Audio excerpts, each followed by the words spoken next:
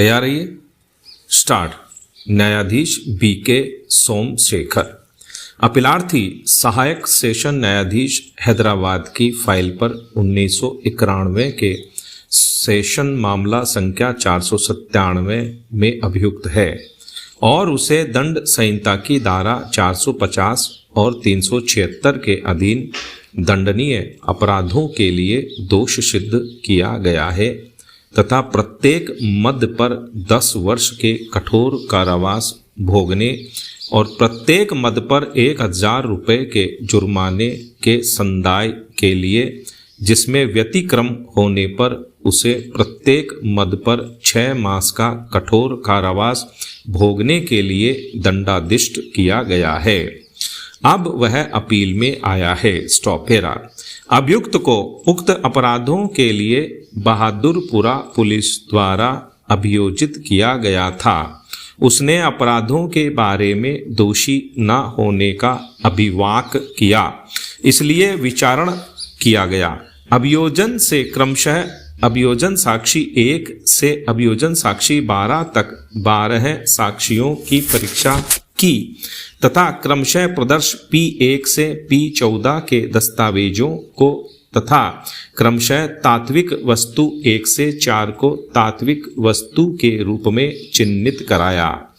अभियुक्त की दंड प्रक्रिया संहिता की धारा 313 के अधीन परीक्षा किए जाने के पश्चात उससे प्रतिरक्षा करने को कहा गया। उसने कोई प्रतिरक्षा साक्षी प्रस्तुत नहीं किया। पैरा। विद्वान सहायक सेशन न्यायाधीश दोनों पक्षकारों को सुनने तथा अपने समक्ष सामग्री के आधार पर इस निष्कर्ष पर पहुंचे कि अभियुक्त के विरुद्ध दंड संहिता की धारा 450 और 376 के अधीन आरोप युक्तियुक्त संदेह से परे साबित कर दिए गए हैं और परिणाम स्वरूप उन्होंने दोष सिद्धि और दंडादेश का आक्षेपित आदेश पारित किया। स्टॉपेरा। अभियोजन का मामला संक्षेप में इस प्रकार लेखबद्ध किया जा सकता है। अभियोजन साक्षी 1 अभिकथित अपराध की शिकार अभियोक्त्री है और अभियोजन साक्षी 2 उसका पति है। अभियोजन साक्षी 3 उसकी बहन है। अभियोजन साक्षी 7 अभियोजन साक्षी 1 से अभियोजन साक्षी 3 की निकट नातेदार है। अभियोजन साक्षी 4 उस मकान की मालिक है जिसमें अभियोजन साक्षी 1 से अभियोजन साक्षी 3 सुसंगत समय में रह रहे थे।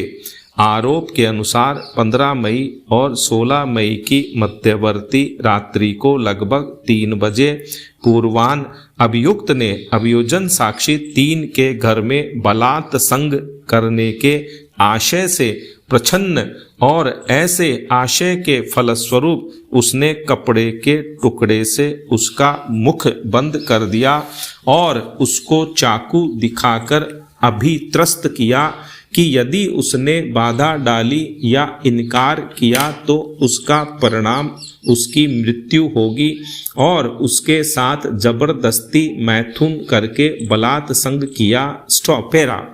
अभियोजन साक्षी 1 को घटना के 1 मास पूर्व एक बच्चा हुआ था। वह अपने पति के साथ कोंडा रेड्डीगुडा किशनबाग हैदराबाद अपनी जीविका के लिए आई थी।